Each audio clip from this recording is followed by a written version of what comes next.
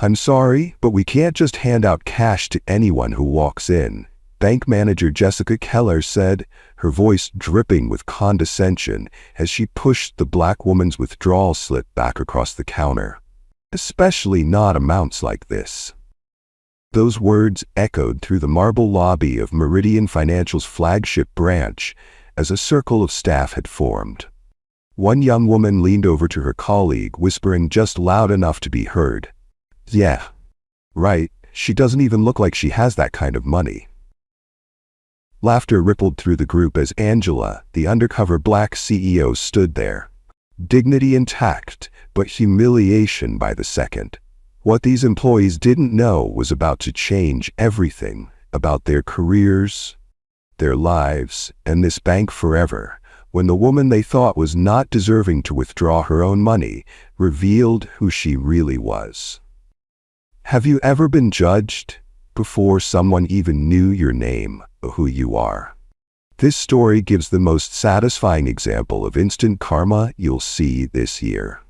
And if you believe everyone should be treated fairly and respected no matter what their skin color is, comment "respect" first in the comment section and hit the subscribe button now. This story began when an elegant black woman stood calmly at the counter, her posture straight, her expression composed despite being surrounded by bank staff whose faces ranged from dismissive to openly mocking. This was Angela Freeman, though none of the employees recognized her. 25 years before that humiliating moment in the bank lobby, Angela Freeman stood behind a different counter, wearing a pressed uniform and a name tag that read Teller Trainee. Her journey from that first position to the executive suite is nothing short of extraordinary.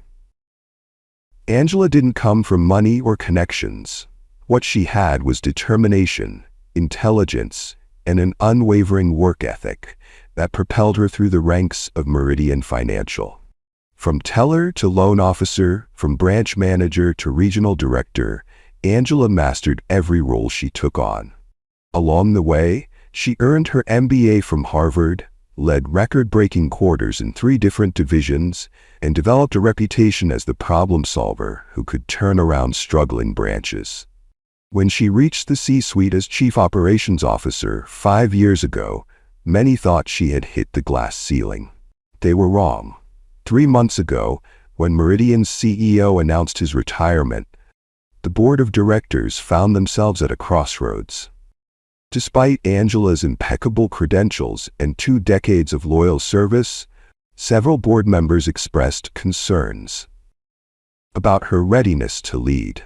In private meetings, these concerns seemed to focus less on her qualifications and more on whether major clients would be comfortable with her black skin as the face of the company. After a contentious vote, Angela Freeman became the first black woman to lead Meridian Financial. Her acceptance speech was gracious but pointed. "I will ensure that every client, every employee, and every community we serve experiences the same level of respect and excellence. No exceptions." These weren't empty words. Behind closed doors, Angela had been tracking a disturbing pattern of customer complaints. While overall satisfaction scores looked good, digging deeper revealed significant disparities in service quality. Certain branches, certain demographics. The numbers told a troubling story that the previous leadership had buried. Rather than relying on reports and second-hand accounts, Angela decided to see for herself. The undercover boss approach wasn't just a gimmick. It was the only way to experience the unfiltered reality her customers faced. The flagship branch downtown was managed by Jessica Keller, a 15-year veteran with an impressive record. On paper, her numbers were exceptional. High transaction volumes, excellent new account generation. But Angela had noticed something in the raw data. While formal complaints were few, customer exit interviews told a different story. People were leaving, especially customers of color, citing poor service and feeling unwelcome. When pressed, most wouldn't elaborate, simply taking their business elsewhere. It was 9:15 a.m. on a Tuesday when Angela Freeman walked through the revolving doors of Meridian Financial's flagship branch. She had deliberately chosen modest attire, a simple navy hoodie on dark slacks and a face cap. Her natural hair was styled conservatively, and her makeup was understated. She carried a well-maintained but not designer purse. To anyone looking, she appeared to be a casual, middle-class woman, not the CEO of the entire institution. Angela took a seat in the waiting area, ostensibly checking her phone, but actually observing the customer service dynamics unfolding around her. What she witnessed in those first 15 minutes was more revealing than 1,000 customer surveys. A white businessman in an expensive suit approached the entrance. Before he even reached the counter, a staff member intercepted him with a smile. "Good morning, sir. How can we help you today?" The man was escorted directly to a desk, bypassing the line entirely. Minutes later, an elderly Asian couple entered. They were directed to take a number and wait. No smile, no warmth, just a pointing finger toward the seating area. A young white woman in casual clothes approached the quick service counter. The teller chatted amicably with her, asking about her weekend plans. Transaction completed in under 2 minutes. Then a Hispanic man in janitor work clothes stepped up to the same counter. Suddenly there were additional questions, requests for multiple forms of ID, and a suspicious once-over from the teller.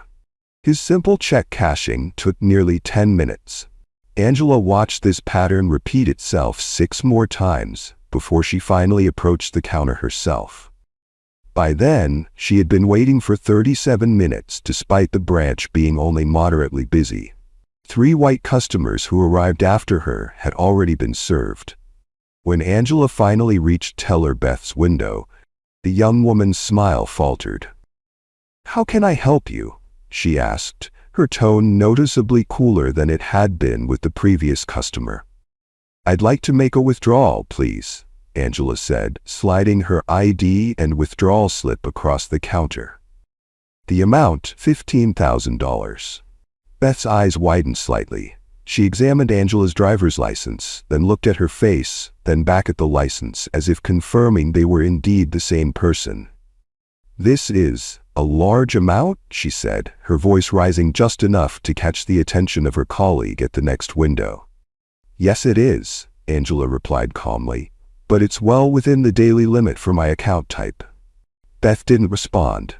Instead, she turned and whispered something to Mark, the senior teller at the next station. Mark glanced over, nodded, and then walked over, positioning himself directly behind Beth so he towered over the counter. "Is there a problem here?" he asked loudly. Not directed at Beth, directed at Angela. Heads turned throughout the lobby. Other customers stared.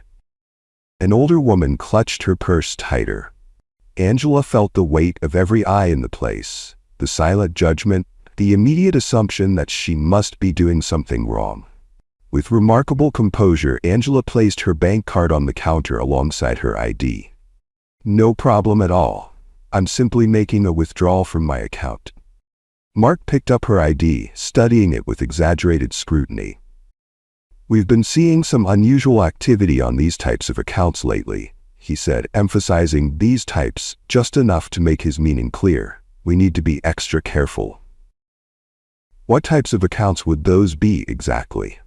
Angela asked, her voice steady. Mark ignored the question. "Beth, can you pull up the account history, please? Let's see what kind of transaction patterns we're looking at." As Beth tapped at her keyboard, another staff member drifted over. Richard, according to his name tag, leaned in and whispered something to Mark, not quite quietly enough. Probably one of those money laundering or check cashing schemes. Richard didn't even try to hide his contempt as he looked Angela up and down, taking in her modest clothing and natural hair with a smirk. "We just need to verify the funds are actually yours," he said with false sweetness. "You understand, right? It's for your protection." The humiliation was calculated and deliberate, yet Angela maintained her dignity, standing straight, voice unwavering. "I understand the need for security. I've provided my identification and bank card. I'm a customer of this bank and have been for many years. I'd like to complete my transaction now, please." That's when Richard called over Jessica Keller, the branch manager. She strode across the lobby with the confidence of someone who had never been questioned in her life. Her expression was a practiced blend of concern and authority as she approached Angela. "Ma'am, I understand there's some confusion about your withdrawal request," she said, her tone dripping with condescension. She didn't introduce herself, didn't ask for her name, just immediately assumed a position of authority over her. "There's no confusion on my part," Angela replied. "I'm simply trying to access my own money." Jessica's smile didn't reach her eyes. $15,000 is a significant amount of cash. "May I ask what it's for?" This question, one that had not been asked of a single white customer making large transactions that morning, hung in the air between them. The double standard couldn't have been more blatant if they'd put up a sign. The tension in the air was thick enough to cut with a knife as Jessica Keller stared down at Angela, her face a mask of practiced concern that couldn't quite hide the disdain underneath. The bustling bank lobby seemed to quiet around them, as if the very air was holding its breath in anticipation of what would come next. "Mrs. Freeman," she said, finally glancing at her ID, her fingers holding it by the edges as if reluctant to touch it too much. "This amount doesn't seem appropriate for someone like you. This bank prides in dignity and we have a class of customers we serve, so we can't serve you here." There it was. The mask had slipped. In those few words, Jessica had revealed exactly what this was about. Not security protocols, not banking regulations, just pure, unfiltered prejudice dressed up in corporate speak. Angela felt a familiar tightness in her chest, the same sensation she'd experienced countless times throughout her career. That moment when someone underestimates you, dismisses you, reduces your entire existence to a stereotype. Behind Jessica, the staff exchanged knowing glances. Beth looked down, seemingly uncomfortable, her hands fidgeting with a stack of deposit slips that didn't need straightening. Her body language screamed discomfort, but her silence made her complicit all the same. Mark and Richard didn't bother hiding their amusement. Richard actually snickered, covering his mouth with his hand in a poor attempt to conceal his laughter. "I'm curious," Richard chimed in, leaning against the counter with newfound confidence, now that his boss was backing him up. His voice carried deliberately, ensuring nearby customers could hear. "Did you come into some money recently? A settlement, perhaps? Or maybe an inheritance? Or maybe you laundered the money?" The implication was crystal clear. In their minds, there was simply no legitimate way a black woman could have access to this kind of money. It had to be some kind of windfall, some stroke of luck rather than hard work, intelligence, and determination. A white young mother with 2 children had paused her transaction at the next window, openly watching the scene unfolding. She pulled her children closer, whispering something in their ears, teaching them, perhaps unconsciously, to view Angela as someone suspicious, someone who didn't belong. Angela took a deep breath. Her composure was remarkable given the circumstances. Not a hint of the rage she must have felt showed on her face. "I'd like to speak with someone who can actually help me complete my transaction, please. Someone with the authority to override whatever concerns you seem to have."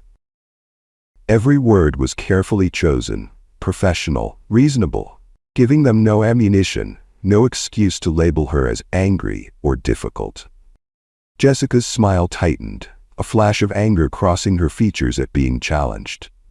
"Ma'am, I am the highest authority in this branch. I'm the manager. There is no one else for you to speak with." She leaned in slightly, lowering her voice to a stage whisper that was still perfectly audible to everyone nearby. The scent of her expensive cologne, likely meant to convey success and authority, wafted across the counter. Perhaps you might be more comfortable at the check cashing place down the street. They're more accustomed to handling your type of banking needs. You should get maybe $1,000 or two there. The dismissal was so blatant, so disrespectful, that a collective intake of breath could be heard from customers who were shamelessly eavesdropping on the exchange. Behind the teller windows, the daily operations of the bank continued. The cash counting machines whirred quietly in the background. The security cameras mounted in each corner of the ceiling recorded everything. Every expression, every word, every microaggression, playing out in high-definition detail. Angela glanced up at one of those cameras, a flicker of something, perhaps knowledge, crossing her face so briefly that no one noticed. Without another word to Jessica, Angela reached into her purse, a modest leather bag that had been a gift from her team when she was promoted to COO, and pulled out her phone. "Excuse me for a moment," she said, stepping slightly away from the counter, while still remaining in full view of everyone. As she dialed, Richard nudged Mark, both of them watching with smirks on their faces. Richard whispered something that made Mark stifle a laugh. Beth, the teller who had first assisted Angela, kept her eyes down, but her discomfort was palpable in the rigid set of her shoulders.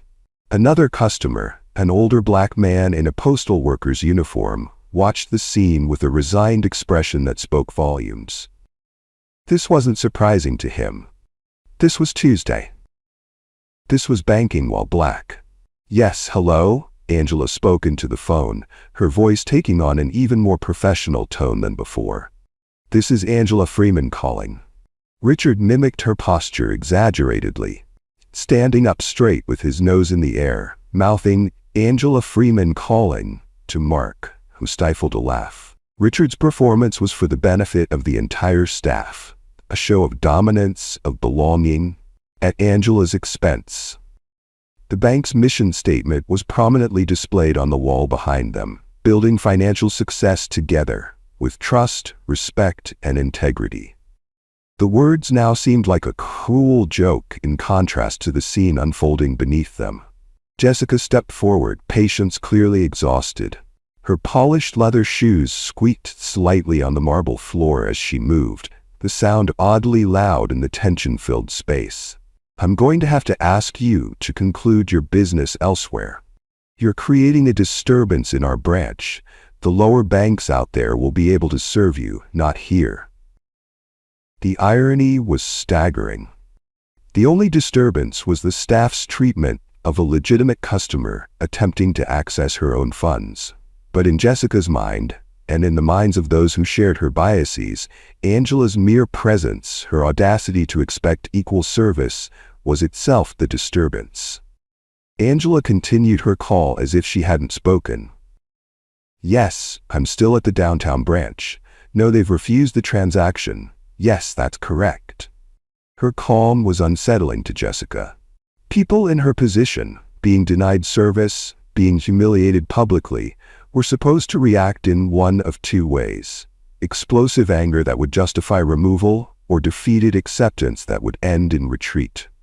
Angela's composed resistance followed neither script, and it clearly unnerved her.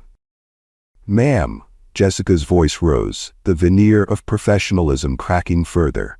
"If you don't leave the premises immediately, I'll be forced to call security." Angela turned slightly away from her, still speaking clearly into the phone. The bank's large wall clock ticked loudly, marking each second of the standoff. It was 10:17 a.m., a time that would be recorded in numerous termination documents in the hours to come. Jessica signaled to Mark, who reached for the security phone extension. The situation was escalating by the second.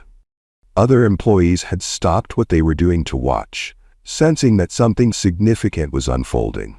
That's when Angela turned away from Jessica and spoke her final words into the phone, words that would change everything in the next few moments.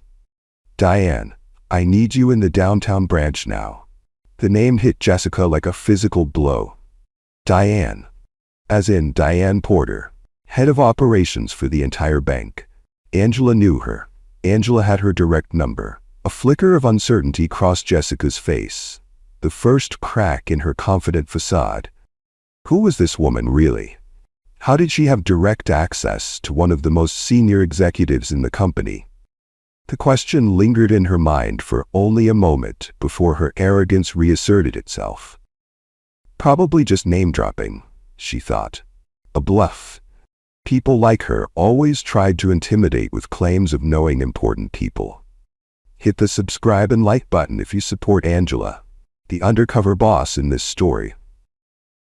In the headquarter branch, the executive suite of Meridian Financial suddenly burst into activity. Diane Porter stood bolt upright at her desk, her face draining of color as she recognized the voice on the other end of the line and realized who was calling her. Diane had worked alongside Angela for over a decade. They had broken countless glass ceilings together, navigated the treacherous waters of corporate finance as women of color, supported each other through personal and professional challenges. Get me every customer complaint from the downtown branch for the past year, she barked at her assistant. Every single one, even the ones that didn't make it into the formal review process. Assistants scattered as she grabbed her tablet and security badge. Her designer heels echoed sharply on the marble floor as she rushed toward the executive elevator, the one that could take her directly to the lobby without stopping. In the adjacent conference room, board members who had been reviewing quarterly projections found themselves suddenly interrupted as security feeds from the downtown branch were pulled up on the main screen. "What's happening?" asked Jonathan Prescott, the chairman of the board, as technicians scrambled to enhance the audio. "You need to see this, sir," replied the head of security, his expression grim. The color drained from Prescott's face as he recognized the woman being mistreated by their staff. That's Angela Freeman," stammered another board member. "That's our CEO." "Yes," the security director confirmed, "and this has apparently been going on for 17 minutes already." On screen, they could see it all unfolding in real time. The board watched in stunned silence as their CEO was treated with contempt in her own bank. "Record everything," Prescott ordered, his voice tight with barely controlled fury. "Every second, every word, and get legal up here immediately." Back in the bank lobby, the temperature seemed to drop several degrees as Jessica began to realize that something was very, very wrong. The confidence drained from her face, replaced by the first flickers of uncertainty. Unknown to her and her staff, the security cameras had also captured their treatment of other customers throughout the morning, the pattern of discrimination that Angela had witnessed firsthand. Every interaction, every disparate treatment, every preferential service was now preserved as evidence. The same system designed to protect the bank from external threats was about to expose the threat that had been inside all along. Angela Freeman stood perfectly still, phone now returned to her purse, watching as the realization slowly dawned on Jessica Keller's face that she might have just made the biggest mistake of her career. On the 21st floor of Meridian Financial's headquarters, chaos had erupted in the executive suite. The normally quiet observation room, where security feeds from all branches were monitored, had transformed into a war room in a matter of minutes. "Pull up every angle we have," Diane Porter commanded, her voice tight with controlled fury. The head of operations stood ramrod straight in her tailored navy suit, her usual composed demeanor replaced by an intensity that had her staff moving with unprecedented urgency. "I want audio, I want facial recognition, I want timestamps on everything." The security team scrambled to comply with her directives, fingers flying across keyboards as they pulled up multiple camera views of the downtown branch lobby. Screens filled with different angles of the same humiliating scene. Angela Freeman, their CEO, being treated like a criminal in her own institution. Camera 3 has the clearest audio, reported a young technician, his face pale as he realized the severity of what they were witnessing. And we have continuous footage from the moment she entered the branch at 9:15 a.m. In the adjacent boardroom, 3 board members who had been in a quarterly planning meeting watched in stunned silence as the security feeds populated the wall-sized screens. They could see everything: the smirks, the eye rolls, the blatant disrespect, the different treatment of customers based solely on appearance. The pattern was undeniable, and it was playing out in real time before their eyes. "Yes," replied Jonathan Prescott, the board chairman, his expression grim beneath his silver hair. "That's our CEO." The audio feed kicked in just as Jessica Keller was saying, "These check cashing places are really better equipped for your needs." Her voice, dripping with condescension, filled the boardroom. This wasn't just bad customer service. This wasn't just rudeness. This was the systematic discrimination they had all convinced themselves didn't exist in their institution. "This is happening in our flagship branch," whispered Catherine Reynolds, the 3rd board member present. She didn't need to finish the question. The implication hung in the air. How many other customers faced this treatment daily? How many had simply walked away, taking their business elsewhere, never filing complaints, never escalating to management? "Get me everything we have on Jessica Keller," Diane barked at her assistant while gathering her tablet and security badge. "Employment history, performance reviews, customer complaints, everything. And call legal. Tell them to meet me downstairs in 15 minutes." As she rushed toward the elevator, Diane scrolled through her tablet, pulling up branch analytics. The downtown branch's performance metrics filled the screen. Impressive at first glance. Top-tier new account generation, strong loan origination numbers, excellent deposit growth. But when she applied filters to disaggregate the data by customer demographics, the true picture emerged. The patterns were undeniable, hidden in plain sight within their own data. Jessica's branch had the highest account rejection rate for minority applicants, the lowest rate of loan approvals for Black business owners, and a customer attrition rate among people of color that was triple the bank's average. How had they missed this? Or had they simply chosen not to see? Back in the branch lobby, tensions were escalating by the second. Jessica had summoned the security guard, a young man named Thomas, who looked deeply uncomfortable with the situation. Barely 25, new to the job, and clearly unprepared for the moral complexity of what he was being asked to do. "I need this woman escorted from the premises," Jessica instructed, not looking at Angela, as if she were an object rather than a person. Her voice carried the absolute certainty of someone who had never had her authority questioned within these walls. "She's creating a disturbance and refusing to leave after being denied service." The security guard hesitated, clearly sensing something wasn't right about the situation. His gaze flickered between Jessica, his technical superior, and Angela, whose composure stood in stark contrast to the manager's growing agitation. "Sir," Angela said calmly to the guard, "I have every right to be here. I'm a customer of this bank attempting to access my own funds. I have provided all required identification and have broken no rules or laws."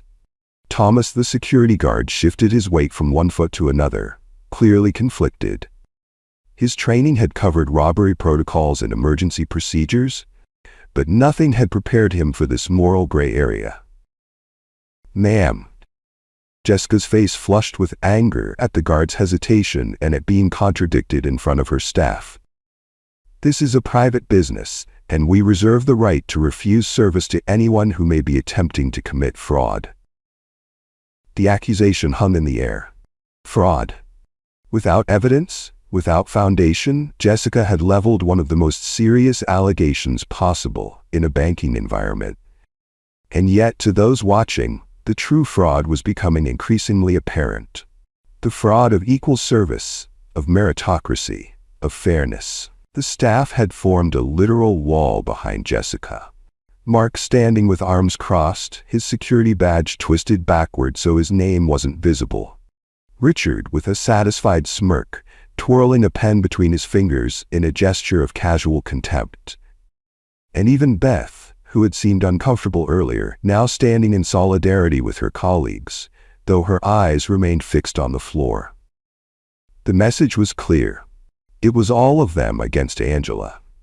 A unified front of institutional power, aligned against a single customer whose only crime was expecting to be treated with basic dignity. Other customers in the branch had taken notice of the confrontation. Some pretended to focus on their own transactions, eyes darting occasionally toward the scene. Others watched openly, their expressions ranging from discomfort to prurient interest in the unfolding drama. A middle-aged white man who had been waiting in line stepped forward, inserting himself into the situation with the confidence of someone who had never questioned his right to occupy any space. "Listen, lady, some of us have real banking to do today," he said, gesturing impatiently. "If you're not going to leave, at least stop causing trouble for everybody else." The irony was painful. Angela thought of the countless meetings where she had emphasized customer experience as the cornerstone of their business model. The training programs she had championed, the inclusion initiatives she had funded, all seemingly worthless in the face of deeply ingrained biases that no corporate memo could eradicate. Rather than argue, Angela quietly raised her phone and continued documenting the escalating situation. She recorded the staff's expressions, the security guard's discomfort, the customer's intervention, all of it preserved with crystal clarity. Each second of footage was another nail in the coffin of careers built on discrimination. Jessica noticed the recording and her expression darkened further. The vein in her temple throbbed visibly as she struggled to maintain control of a situation that was rapidly slipping through her fingers. "Photography is not permitted in the bank. This is another violation of our policies." "Actually," Angela replied, her voice steady, "according to Meridian Financial's own customer service policy, Section 4.3, customers have the right to document any interaction where they feel their rights are being violated." The specificity of her knowledge caught Jessica off guard, but only momentarily. Behind her eyes, questions were beginning to form. Who was this woman really? How did she know company policies in such detail? How did she have Diane Porter's direct number? But rather than consider these questions, rather than pause to reassess the situation, Jessica's face twisted into an ugly sneer as she turned to the staff and security guard. "This is exactly what I'm talking about," she said, loudly enough for everyone in the lobby to hear. "These people are always trying to game the system. They come in here thinking they know the rules better than we do, looking for any loophole to exploit." The mask had dropped completely now. No more pretense of security concerns or banking protocols. Just naked prejudice on full display, captured forever on the bank's own security system and Angela's phone.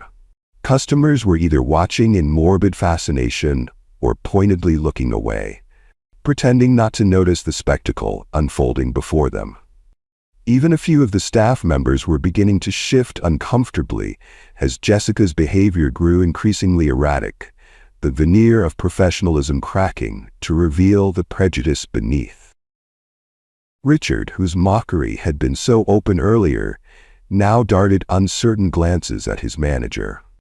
This was going further than he had expected, crossing lines that even he recognized shouldn't be crossed in a professional environment. Beth, the teller who had first assisted Angela, looked physically ill, her complexion ashen as she witnessed the escalation of what had begun as a routine transaction. She had followed procedure, called her manager as required for large withdrawals, but this public humiliation of a customer wasn't what she had signed up for. Only Mark remained steadfast in his support of Jessica, his crossed arms and rigid stance a physical manifestation of the institutional barriers Angela had faced throughout her career. Through it all, Angela Freeman stood perfectly still at the center of this storm, her dignity intact, waiting. The weight of the moment, not just for herself, but for every customer who had ever been dismissed, disrespected, or denied service based on their appearance, rested on her shoulders. The elevator chime sounded faintly in the distance. Jessica's head turned slightly at the sound, momentarily distracted. Something in the air had changed, like the pressure drop before a storm. The grand double doors of Meridian Financial's flagship branch burst open with such force that they slammed against the walls, the sound reverberating through the marble lobby like a thunderclap. Every head turned as Diane Porter strode into the space, her presence commanding immediate attention. The head of operations, second in command of the entire corporation, moved with the focused intensity of someone about to extinguish a fire. "Stop this immediately." Her voice carried the weight of absolute authority. Not a request, not a suggestion, a command that froze everyone in place. Jessica Keller's expression shifted from irritation to confusion as she recognized the executive. In the 15 years she'd managed this branch, Diane Porter had visited perhaps 3 times. Always scheduled weeks in advance, always with a formal agenda. Her unexpected appearance, the fury evident in her stride, triggered the first real flicker of fear in her eyes. The staff, who had formed a wall of solidarity behind Jessica just moments ago, suddenly found themselves uncertain. Richard's smirk vanished. Mark's crossed arms dropped to his sides. Beth looked as though she might faint, the color draining from her face entirely. Jessica attempted to regain control of the situation, smoothing her hair as she stepped forward with a practiced customer service smile. "Miss Porter, what an unexpected pleasure. Is there something? Do you have any idea who this is?" Diane cut her off, gesturing toward Angela, who remained perfectly composed amidst the chaos. The question hung in the air, heavy with implication. Jessica glanced at Angela, then back at Diane, confusion giving way to the first inkling of dread. Her mind raced through possibilities. Was she a friend of Diane's? A relative of a board member? A banking regulator? A potential high-net-worth client they'd been trying to court?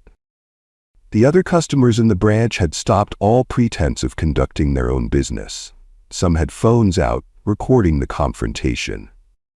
An elderly woman who had witnessed the entire ordeal nodded in satisfaction, as if justice was finally being served. Thomas, the security guard, took a deliberate step back from Jessica, instinctively distancing himself from what he now recognized as the wrong side of history. Diane approached Angela, her entire demeanor transforming as she did. The righteous anger she had directed at Jessica gave way to profound respect as she addressed the woman who had been treated so shamefully.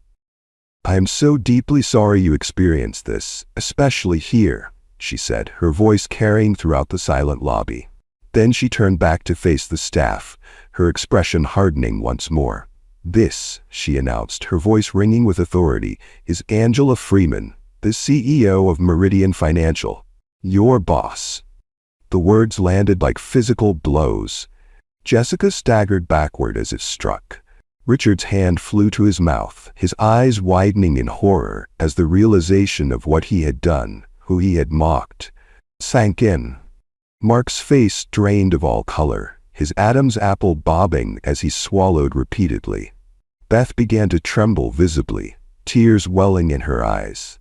3 months earlier, in the grand ballroom of the city's most prestigious hotel, Angela Freeman had stood on a stage beneath crystal chandeliers and accepted the ceremonial key to Meridian Financial. The room had been filled with dignitaries, financial leaders, and press, all witnesses to a historic moment as she became the first Black woman to lead a top 10 national bank.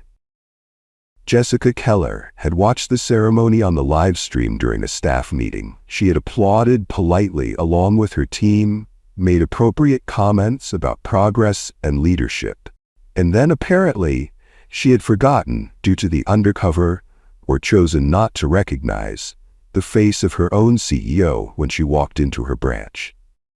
"We've been watching," Diane continued, holding up her tablet. On the screen, security footage from throughout the day played in crystal clear definition. "We've seen how you treated Mrs. Freeman, and we've seen how you treat others." The tablet displayed split-screen comparisons. A white customer making a large withdrawal, processed with smiles and efficiency, juxtaposed with a Hispanic customer's identical request met with scrutiny and suspicion.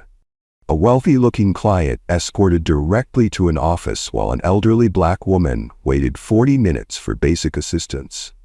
"Every interaction in this branch is recorded," Diane said, her voice tight with controlled fury. "Every single one. And what we've witnessed today is a pattern of discrimination so blatant, so egregious, that it violates not only our company policies but federal banking regulations." She began listing the violations methodically, each one another nail in the coffin of Jessica's career. Differential treatment based on perceived race or socioeconomic status. Failure to follow standard verification protocols consistently across all customers. Creating a hostile environment for a client attempting to access their own funds. Falsely accusing a customer of potential fraud without evidence. Jessica's face had turned an alarming shade of red. The carefully constructed facade of her professional persona was crumbling before everyone's eyes. "This is a misunderstanding," she stammered, straightening her hair again, a nervous habit now rather than a power move. "We have serious security concerns with large cash withdrawals. The protocols." "Save it," Diane cut her off.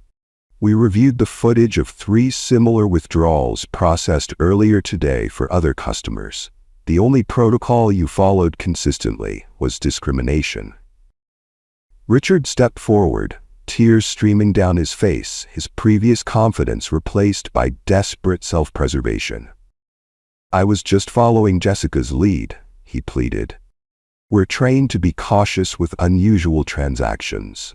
Mark attempted a different approach, his voice taking on a tone of professional concern.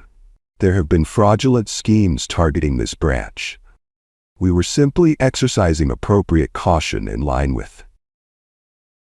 We have access to every email, every memo, every piece of communication you've sent within this bank's systems," Diane interrupted.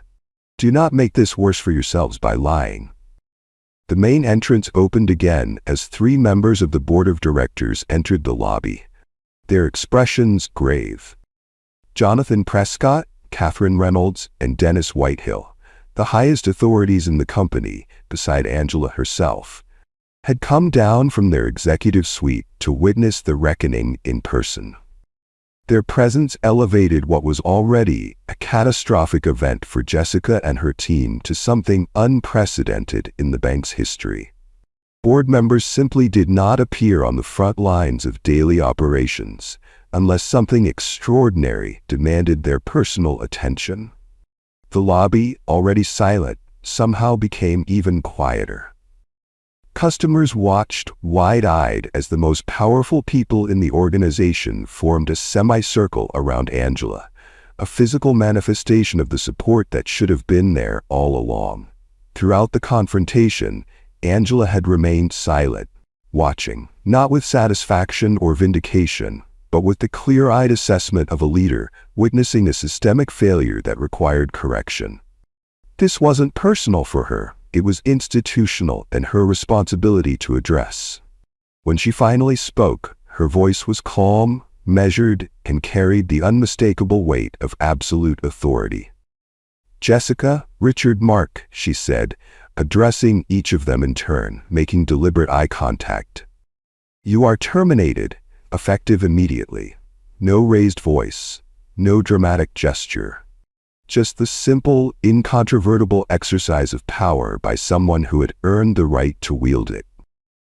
Your actions today have demonstrated that you are fundamentally incompatible with the values of this institution and the legal requirements of fair banking practices," Angela continued.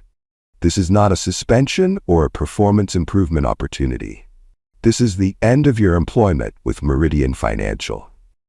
Jessica's face contorted with a complex mixture of emotions: shock, anger, humiliation, and finally, the dawning realization that her career of 15 years had just ended in a spectacular public failure of her own making. "You can't just," she began. But Angela raised her hand slightly and she fell silent immediately. "I can, and I have," she said simply. "Thomas," she nodded to the security guard who had been watching the scene unfold, "please escort these former employees to collect their personal belongings and then off the premises." Thomas straightened, nodding with newfound purpose. "Yes, ma'am." As security led the 3 disgraced employees toward the back offices to collect their things, the remaining customers and staff watched in stunned silence. There was no cheering, no celebration, just the solemn witnessing of accountability being enforced at the highest level. Beth, the teller who had initiated the interaction but had shown discomfort throughout, stood trembling behind her counter, clearly expecting to be next. Angela approached her, and the young woman braced herself for the inevitable. Instead, Angela spoke quietly to her. The words weren't audible to most in the lobby, but Beth's expression transformed from terror to confusion to cautious relief. She nodded several times, wiping tears from her cheeks. It would later become known that Beth was placed on probation rather than terminated. Her willingness to acknowledge her mistakes and her visible discomfort with her colleagues' behavior had been noted by both Angela and the security footage. She would become one of the bank's most vocal internal advocates for equitable service in the months to come. As Jessica, Richard, and Mark were escorted past the customers still waiting in the lobby, their personal items hastily packed into cardboard boxes, the full weight of what had transpired seemed to settle on everyone present. This wasn't just a dramatic firing. It was a public statement about what would and would not be tolerated in this institution moving forward. Angela Freeman stood in the center of the branch that bore her company's name, surrounded by the leadership team that had recognized her value, in full view of customers who now understood exactly who was at the helm of their bank. The transformation was complete, from being denied service to exercising the highest authority in a matter of minutes. The message couldn't have been clearer. Discrimination had no place in Meridian Financial, and those who perpetuated it had no future there. After the terminated employees had been escorted from the building, a heavy silence hung over the flagship branch of Meridian Financial. Customers remained rooted in place. Staff stood frozen behind their counters, all eyes fixed on Angela Freeman as she surveyed what was now, undeniably, her domain. When Angela finally addressed the remaining staff, her voice carried not anger but resolve. The clear, steady tone of a leader who had identified a problem and was already formulating its solution. "What happened today isn't just about 3 individuals making poor choices," she began, gathering the shell-shocked employees in a semicircle around her. "It's about a culture that allowed those choices to seem acceptable. A culture we are going to transform, starting right now." The staff listened with rapt attention, many unable to meet her eyes, others nodding in shamefaced acknowledgement of truths they had long recognized but never confronted. Meridian Financial exists to serve all customers with dignity, respect, and fairness. These aren't just words on our mission statement. They are the standard by which every interaction will be measured moving forward. As she spoke, Diane Porter was already on her tablet, initiating emergency protocols rarely used in the bank's history, transferring management authority, securing access credentials, establishing temporary leadership until permanent replacements could be found. Every branch, every department, every role in this organization will be evaluated not just on profitability, but on equitable service, Angela continued. The metrics we value reflect the company we want to be. Beth, the young teller who had initiated the interaction with Angela but had shown visible discomfort throughout the ordeal, stood trembling at the edge of the group. When Angela approached her, tears streamed down the young woman's face. "I'm so sorry," Beth whispered, voice breaking. "I knew it wasn't right, but I didn't know what to do when Jessica and the others." Rather than dismissing the apology or offering easy absolution, Angela listened intently, recognizing the crucial moment for what it was: a genuine opening for change. Learning to stand up against wrongdoing, even when it comes from authority figures, is one of the hardest skills to develop, Angela told her. But it's also one of the most valuable. What happened next would become part of Meridian Financial's corporate lore, a moment referred to in training sessions and leadership seminars for years to come. Angela Freeman, CEO of one of the nation's largest financial institutions, looked at the tearful young teller and saw not just remorse but potential. "Beth, effective immediately, you're being promoted to interim branch manager." The gasps from the staff were audible. Beth's eyes widened in shock. "But You're someone who recognized that what was happening was wrong, even if you didn't have the tools or confidence to stop it," Angela cut in. "That awareness is the foundation we need to build on. You'll have support, training, and resources, but more importantly, you'll bring the perspective of someone who has seen firsthand how things can go wrong and is committed to making them right."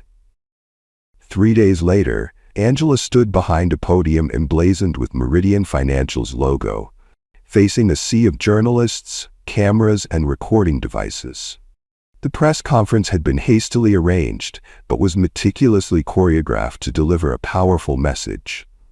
"Today, Meridian Financial is announcing our new equitable banking initiative," Angela stated, her professional attire and commanding presence a stark contrast to the modest clothing she had worn during her undercover visit. "This comprehensive program represents an investment of $50 million in anti-discrimination training, community outreach, and internal accountability systems." The board members flanked her on the stage, their unified presence a public demonstration of institutional commitment. What the journalists didn't know was how contentious the emergency board meeting had been, with several members initially balking at the scale of investment and the public admission of fault it represented. It had taken Angela laying out the legal, financial, and reputational risks of inaction, along with the security footage from the branch, to bring the holdouts around. Now they stood beside her, at least outwardly committed to the transformation she envisioned. "Banking discrimination isn't just morally wrong. It's bad business," Angela continued, her words echoing through the conference hall. "When we fail to serve all communities equitably, we leave talent undeveloped, businesses unfunded, and potential unrealized." The cameras panned across the diverse group of individuals seated in the front row, former customers of Meridian who had experienced discrimination firsthand and had agreed to share their stories as part of the initiative. There was Michael Mandel, a successful entrepreneur whose loan application had been denied 3 times, despite an impeccable business plan and credit history. Beside him sat Elena Rodriguez, who had been steered away from premium services despite qualifying based on her income, and James Chen, whose attempt to open a business account had been met with excessive documentation requirements, not demanded of other clients. These brave individuals, Angela acknowledged them with a gesture, have agreed to serve on our newly established Client Equity Advisory Board, ensuring that lived experiences inform our policies moving forward. The press conference would make national news, not just for the unprecedented admission of discriminatory practices by a major financial institution, but for the concrete, measurable commitments made to address them. In the weeks and months that followed, Angela Freeman became the face of corporate accountability in America. her unwavering implementation of the promised changes, from revised hiring practices to overhauled performance metrics to community investment programs, demonstrated that her commitment went far beyond damage control. Branch managers found their bonuses tied to equity metrics alongside traditional performance indicators. Anonymous customer experience surveys were disaggregated by demographic data to identify disparities. Training programs were redesigned with input from civil rights organizations and banking regulators. And in every Meridian branch, a new sign appeared beside the teller windows. All customers deserve respect, dignity, and fair service. If your experience does not reflect these values, please call this number. Below was Angela Freeman's direct office line. 6 months after the incident that transformed Meridian Financial, Angela once again donned casual clothing and visited branches unannounced. But this time, her purpose wasn't to expose discrimination.